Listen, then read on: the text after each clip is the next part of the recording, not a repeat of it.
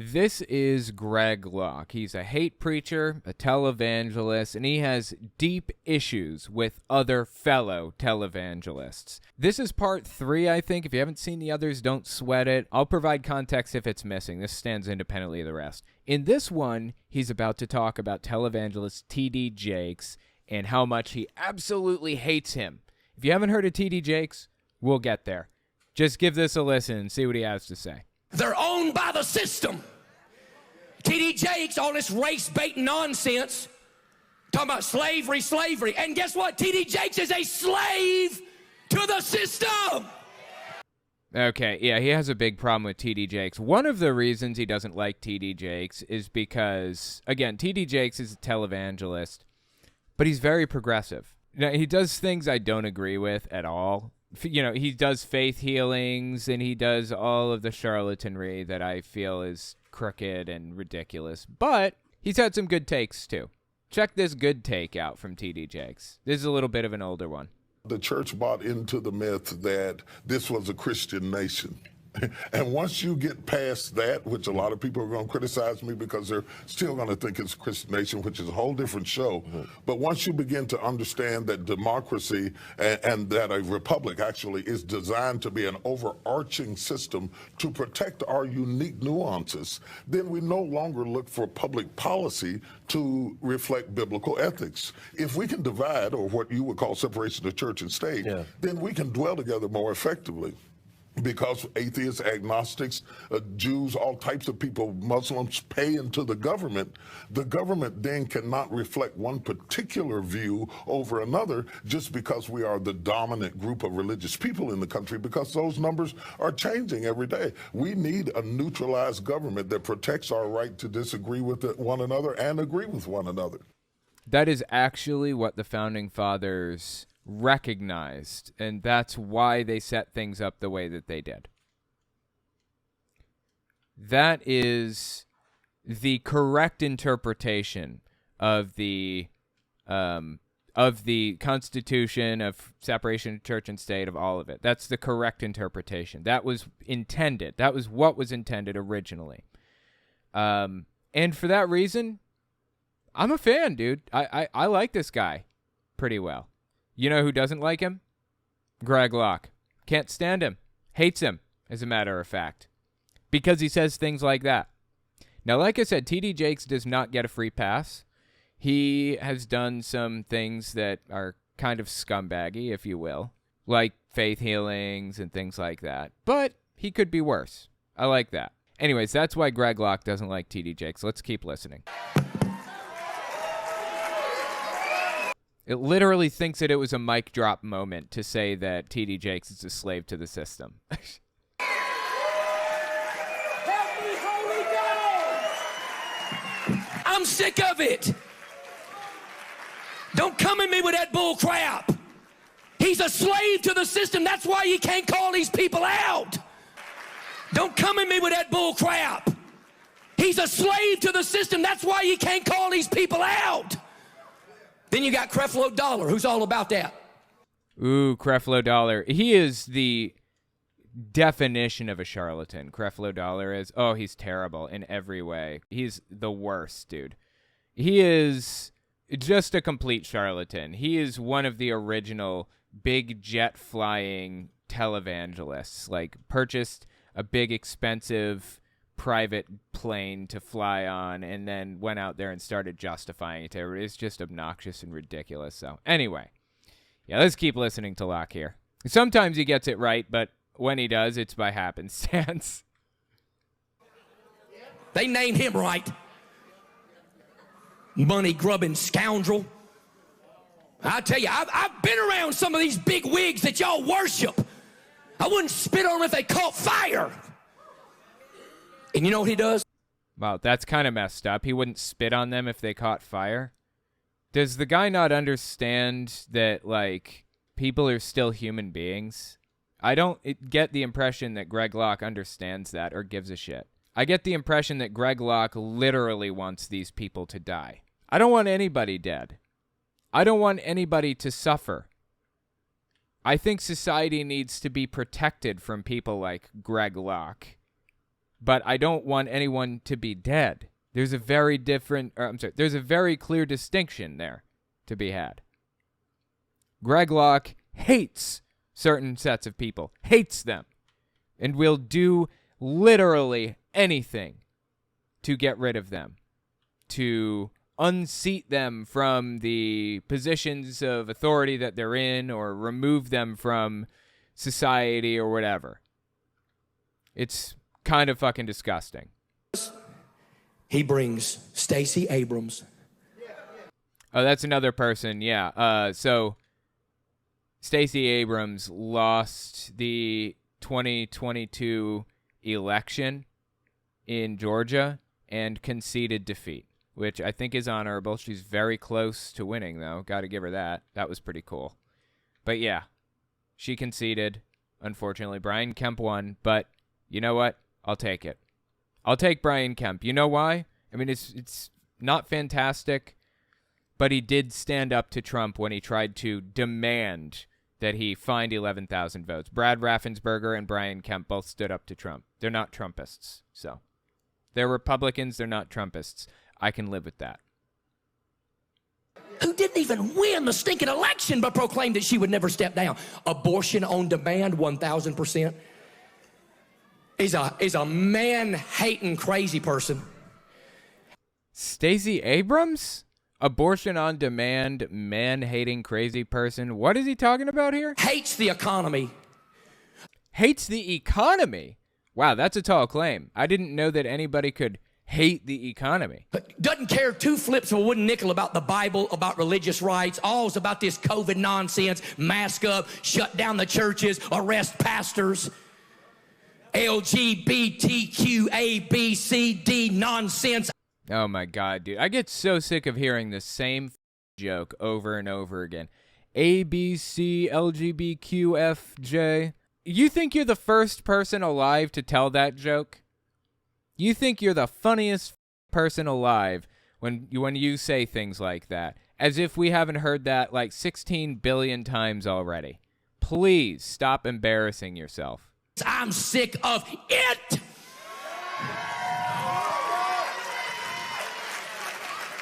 His whole crowd stands up, gives her a standing ovation. What a great woman of God she is. I'm not sure what he's referring to here. Maybe he's referring to some event that happened at Stacey Abrams' church. I don't follow Stacey Abrams that closely. It's kind of weird that he does. I'm telling you, it's sickening. You know why they won't speak out against that stuff? Number one, they're compromisers. Number two, they're sold out to the system. They can't, because the system has them blackmailed. The system has them blackmailed. Of course, Stacey Abrams doesn't believe in abortion rights or whatever other thing Greg Locke just screamed about. Stacey Abrams actually does like church. She's just being blackmailed is all, right? That checks out totally. 100%. Huh? Look, I'm not on Epstein's flight log, so I don't care. No, but you know who is? Your old buddy Donald Trump, that's who. That's kind of interesting, right? I ain't got nothing to hide at the end of the day. I ain't trafficking no kids through this church. I ain't got nothing to hide. I'm sick of evangelical Christians worshiping these people. They're wicked. I'm telling you, some of these men are wicked. There's some good ones out there. But the good ones are saying what needs to be said. The corrupt ones say things like this. Well, you know, we probably just need to shut down the church and just do what the government says. Huh? The government never told anybody to shut down their church at any point ever.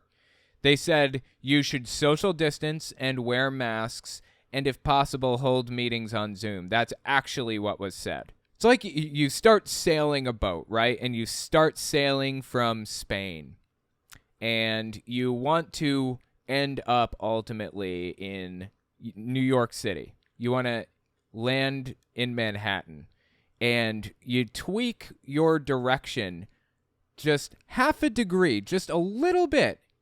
Doesn't have to be dramatic, doesn't have to be extreme, just tweak it just a little. And next thing you know, a 1 degree difference translates to you landing all the way in Florida rather than Manhattan, right? That's the idea behind Greg Locke's strategy.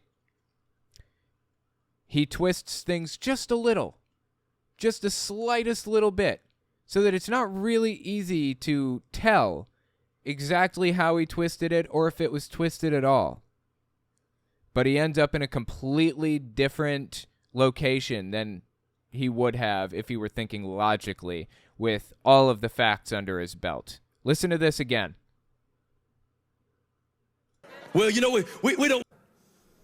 But the good ones are saying what needs to be said. The corrupt ones say things like this. Well, you know, we probably just need to shut down the church and just do what the government says. Nobody ever said you need to shut down the church. At no point. It's a little thing. But those little things add up to be big things, ultimately. And that is why Greg Locke says and does things the way that he says and does them. An extremist's views or an extremist's moral beliefs and ideals really are not that different from everybody else's, from the rest of society's. In fact, they're extremely similar. They only differ in like 1 or 2 very small ways. It just sets them off course completely. And they end up in La La Land as a result. Like, a vegan really is not that different from everybody else, right? A vegan, generally speaking, believes all the same things that you do, except they give the same moral weight to animals, to pigs or dogs or cats, as they would to humans. And that little change, that little thing, it lands them in such a completely different headspace that we have entirely different ways of life and philosophies, different in practically every way. One small change is all it takes to lead you down a completely different path. And that is why it's important to not let Greg Locke get away with these little things, these little inconsistencies. Huh?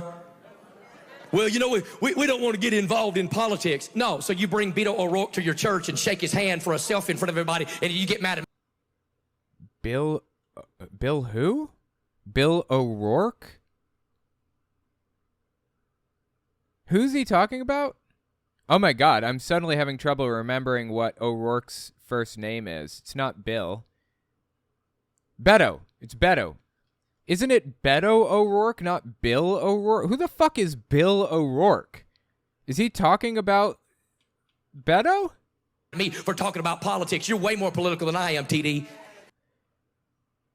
Okay, well, that may be, but TD Jakes, as long as he pays taxes, I'm fine. I don't know if TD Jakes even invited Bill O'Rourke, whoever that is, to his show. And was it a televangelist show? Is it a religious show? Or was it just like a normal TV show? Like, I don't know the context. But once again, we should look back to the fact that Greg Locke twists things just a little bit. Just a little. To make things look completely different than they are in every single way. It just takes one tiny little change to flip everything around. You're way more political than I am, Creflo. Oh, they absolutely are. Yes, most definitely. That's not okay.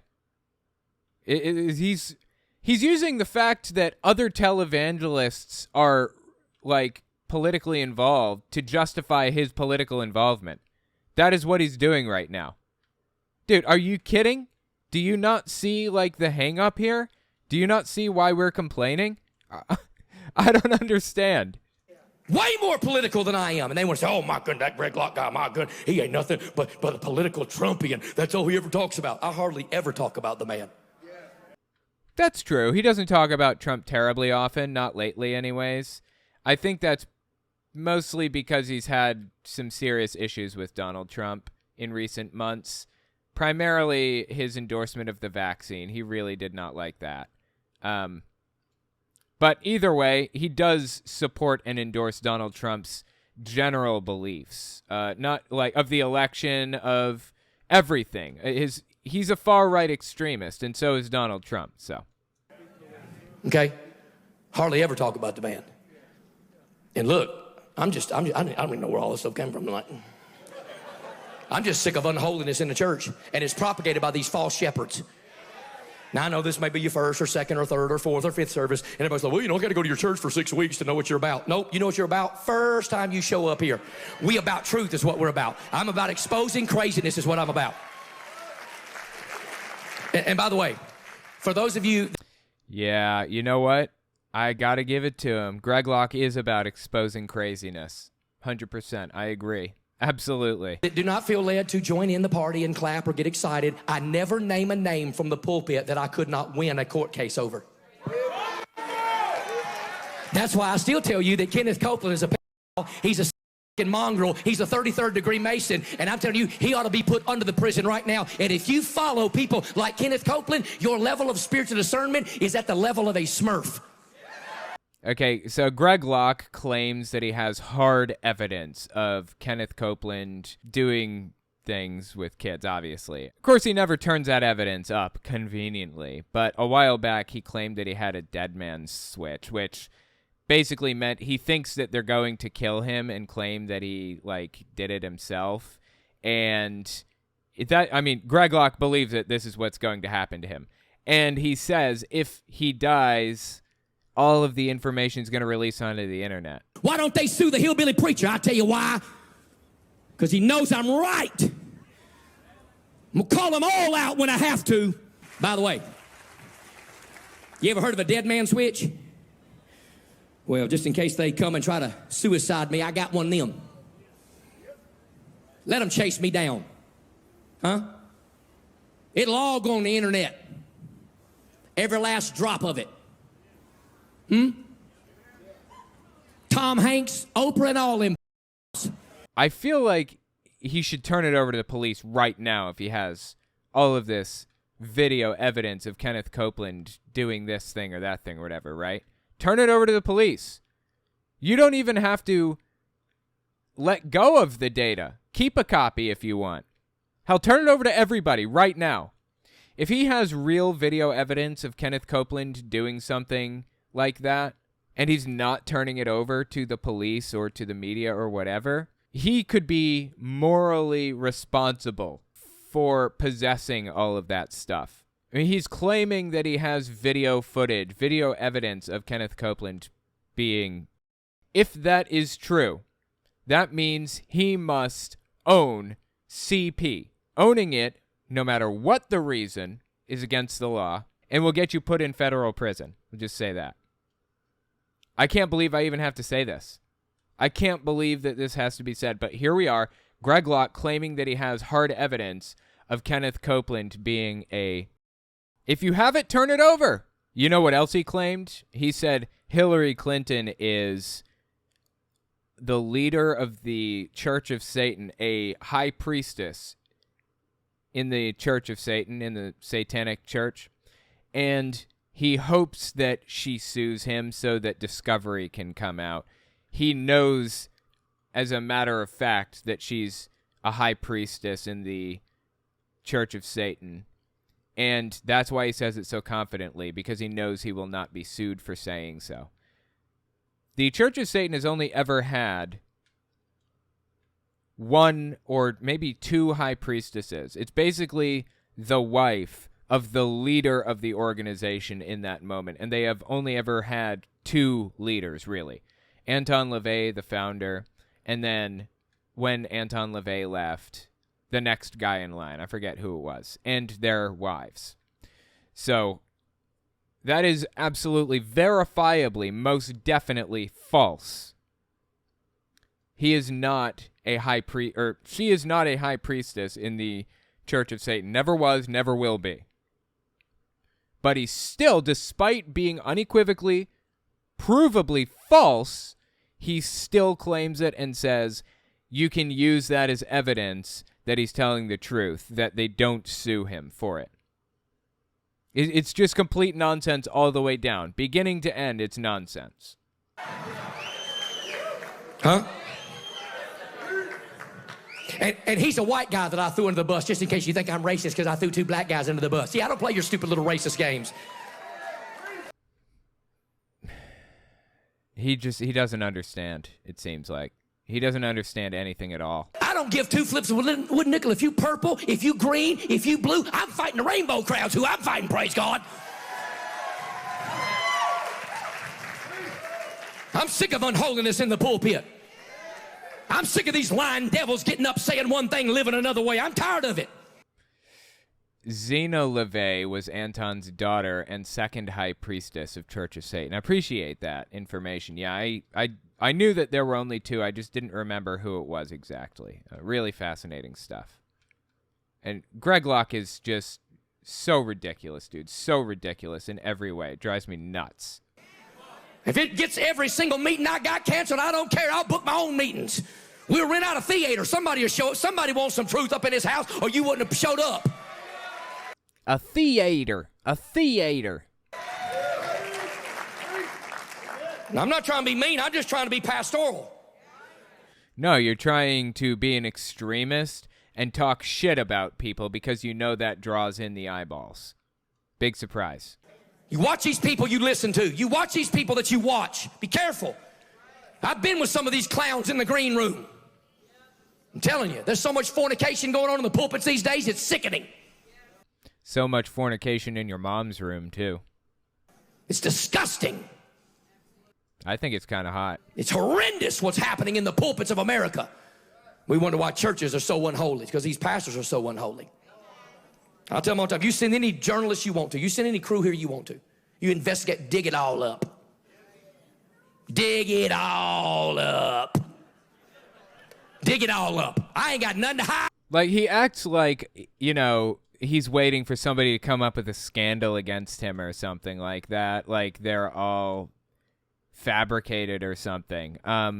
There are a billion scandals that have come out against this guy. He just doesn't care about those scandals. For example, he claimed that autism is actually demon possession. That's a scandal, if I've ever seen one. If by scandal you mean he's had an abortion or his wife cheated on him or he cheated on his wife or whatever else, here's a scandal for you. He's been divorced like 2 or 3 times. Isn't that unbiblical? Getting divorced? That's not something a pastor should do. There are plenty of scandals. He just thinks that the bar is at kids, and since he doesn't do that, then he's God's gift to humanity. Now, I have to say, most people don't do that, and that is not where the bar should be. There are plenty of things that I have to complain about with this guy. Plenty of scandals have broken, just none that would flip his congregation, that's all. Not one bit. Everybody knows my crap. Okay? Everybody knows it. But, well, did you know about his past? Well, we all got one. Yeah, he was also a meth user for many years when he was younger. That's part of his past, too. So, again, you know, this is one of those things that could be considered a scandal, but his church just doesn't even care. You know, when people get extreme enough, they generally just don't even care about anything that could be considered a scandal. It just does not matter to them whatsoever. It's a shame. Yeah, I'm a divorced pastor and remarried. And thank God for it. You don't know what life was like before, so I don't give 2 flips of wood nickel what you say about it. Okay, that's the 3rd time he's used that saying in the past 5 minutes. I really wish he'd stop using that. I ain't got no skeletons up in my closet. Well, not having skeletons in your closet and having those skeletons out in the open are 2 very different things, it seems to me. This guy most definitely has skeletons in his closet or secrets that he wouldn't normally want people to know. It's just that he's come out and said those things. Similar to me.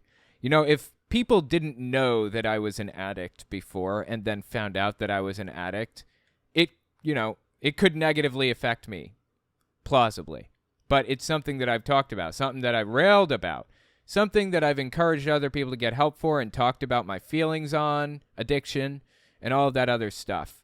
So he's basically preempted his scandals.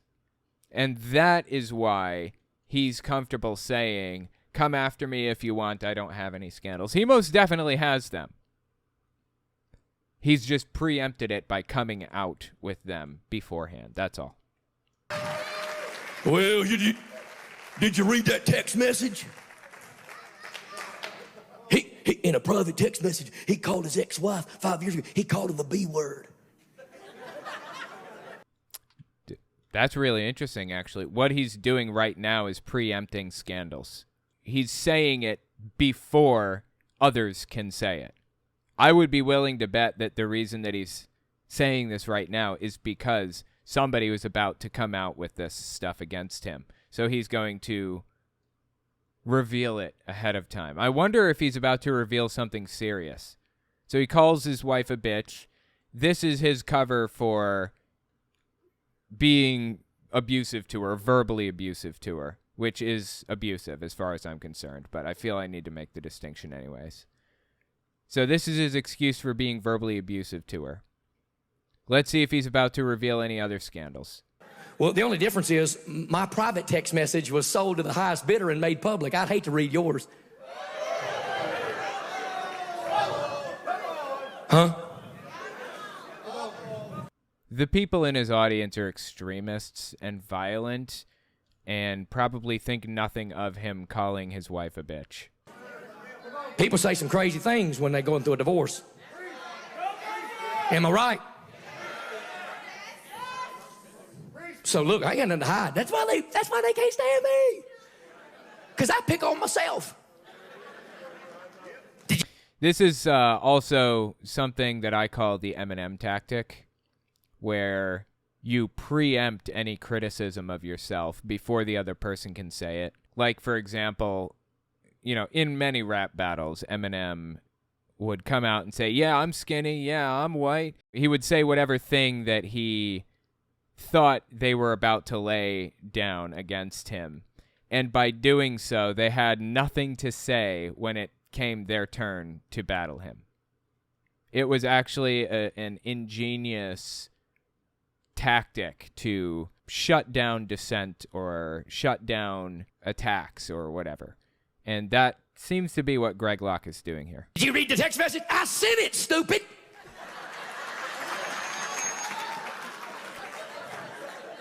You say, I can't believe you called her that. I can't believe she was being one to make me call her that.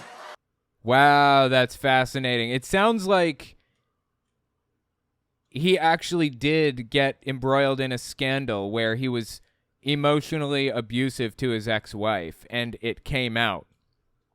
And he's preempting it. That is really interesting. Don't mess with me up in this house. I'm not playing games. I know what life was like for 20 years.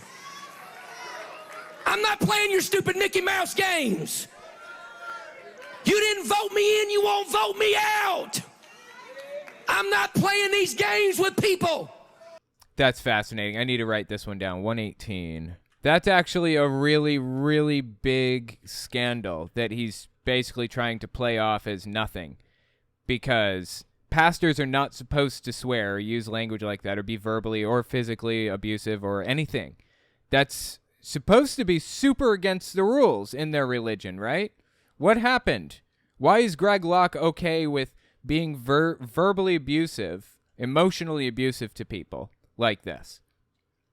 And why is he standing here justifying it? Because you didn't like how things were going?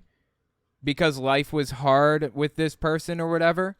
So you think that justifies being verbally abusive to her? Seriously, I mean, think about the argument that he's laying down here for it. This is absolutely disgusting. Classic game of gaslighting on his part. I feel sorry for his wife. 100%. Absolutely, I agree. It's really sad. Come search all my house. Check all my finances. Check all my friends list. Check my phone. I told you 2 weeks ago, I ain't even got a code on it. Okay, well, that's just stupid. You should most definitely have a code on your phone in case it gets stolen or in case you get pulled over by the police or something. They're like, what we're going to do when the FBI comes and take your stuff? What are they going to take? I don't even have a laptop. They're going to take your phone, dummy. Are you kidding me? That's what we were just talking about. Which Hunter does. Oh, God. It's all culture war bullshit with him, isn't it? Like, come on. Get over yourself. And you see how that turned out. Whew.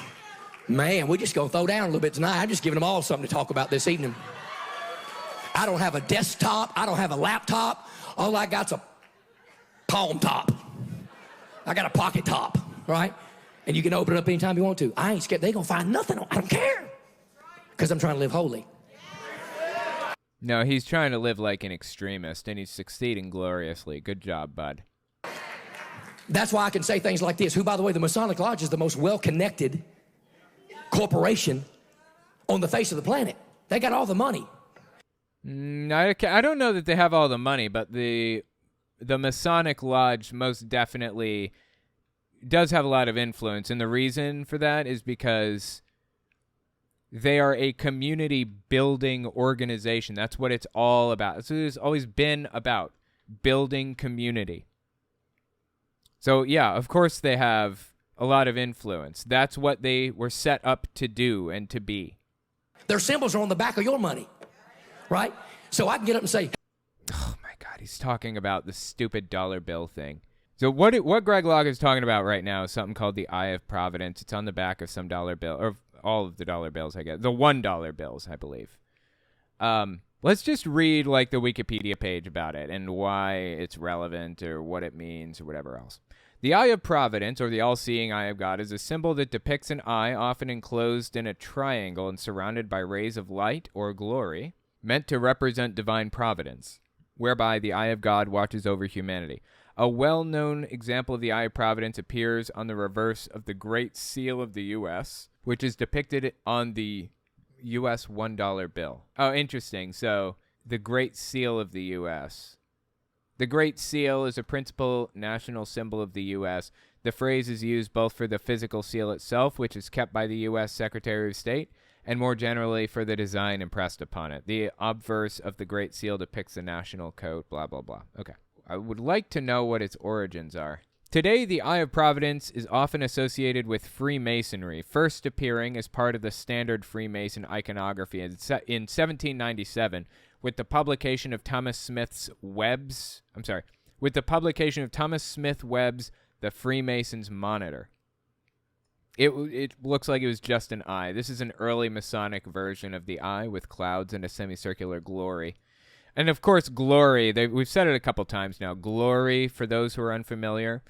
According to the guy who wrote the book, Donald J. Trump, the Son of Man, the Christ, glory is a euphemism for God's... I'm going to have to bleep this out and put a duck quack in later. Anyway, yeah. That's probably not how they're using it here in this article, but I like to think of it every time I hear it now. In this use, the eye, representing the all-seeing eye of God, serves as a reminder that humanity's thoughts and deeds are always observed by God, who is referred to in Masonry as the great architect of the universe. Typically, the Masonic Eye of Providence has a semicircular glory below it, if you know what I mean, and is sometimes enclosed by a triangle. Popular among conspiracy theorists is the claim that the Eye of Providence, shown atop an unfinished pyramid on the Great Seal of the U.S., indicates the influence of Freemasonry in the founding of the U.S. That is what Greg Locke was saying just now. However, common Masonic use of the eye dates to 14 years after the creation of the Great Seal. So the U.S. used it first, and then the Masons picked up on it.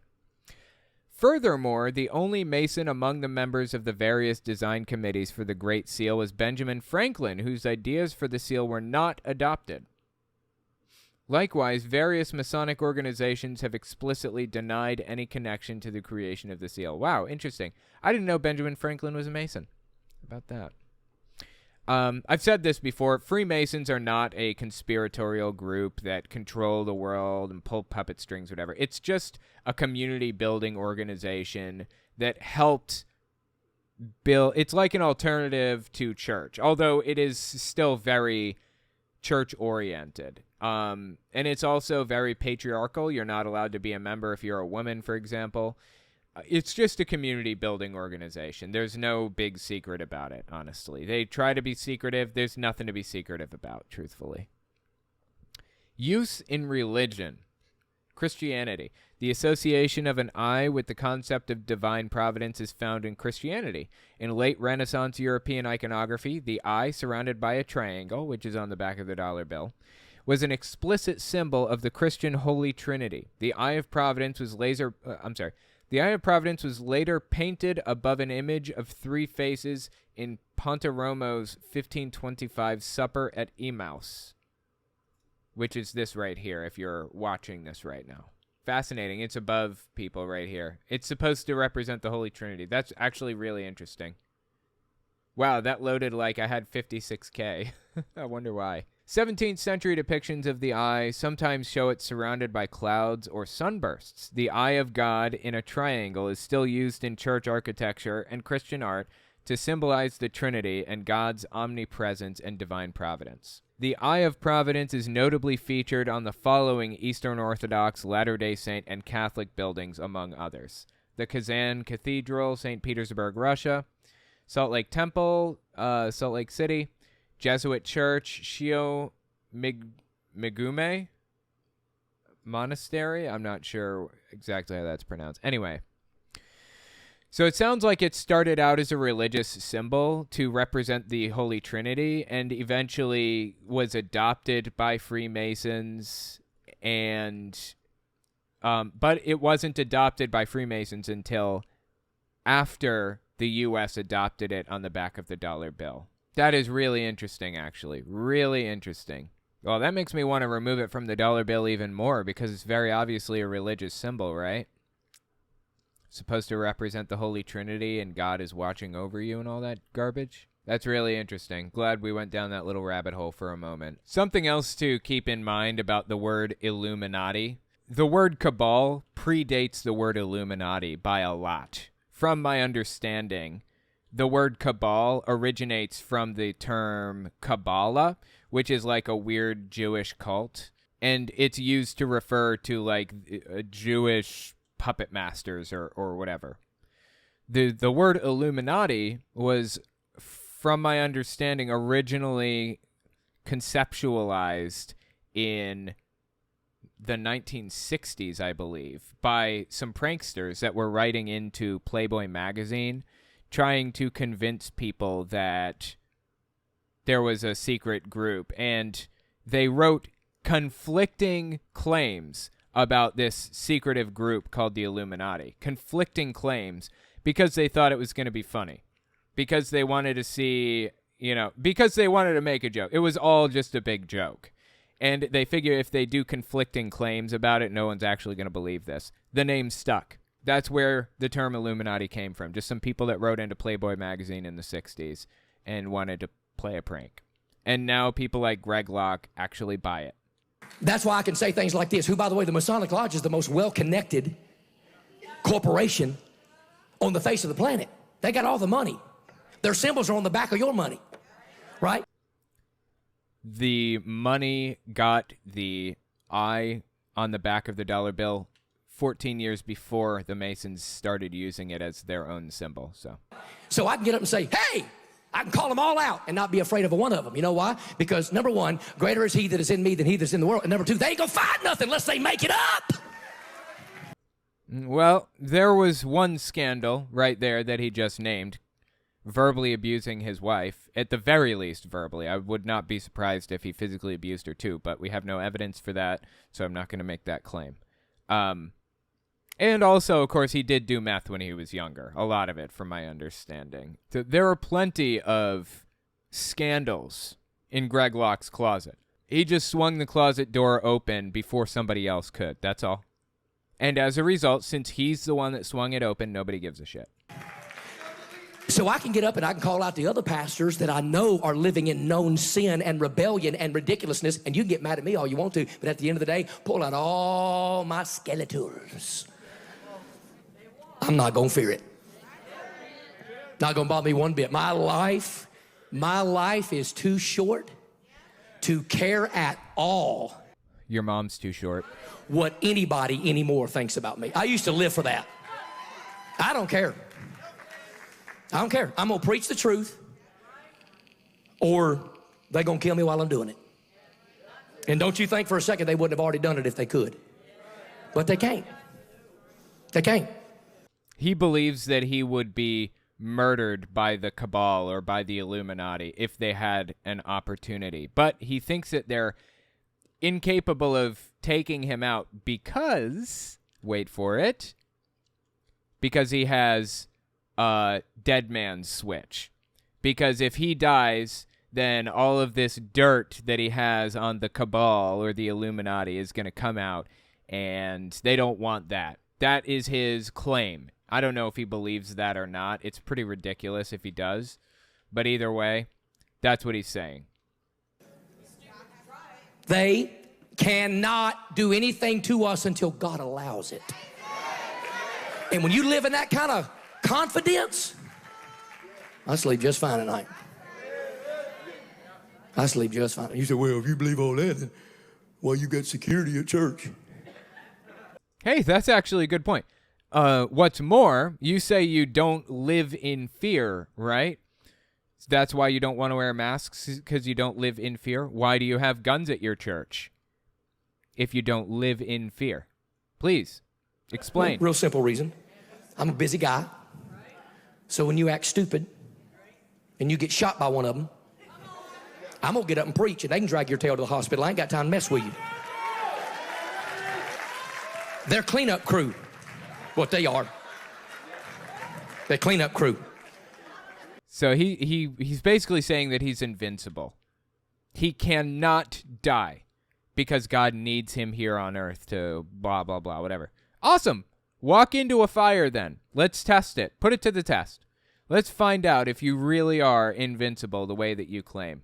I would love to know for sure. You know what? If this guy walked into a fire and stood there for 20 minutes and then walked out completely unharmed, I think that'd be enough for me to believe that Greg Locke was correct about the whole thing.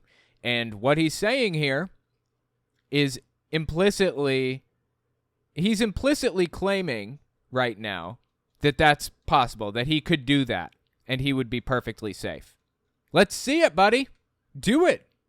If you are so confident that God needs you right now, that he will not allow you to die. Let's see it. That's all I've got for you this time. If you like what I do and you want to see me continue to do it, don't forget to check me out on Patreon. And let me know if you want to see more stuff like this in the comments or on Twitter. Thanks for watching, guys.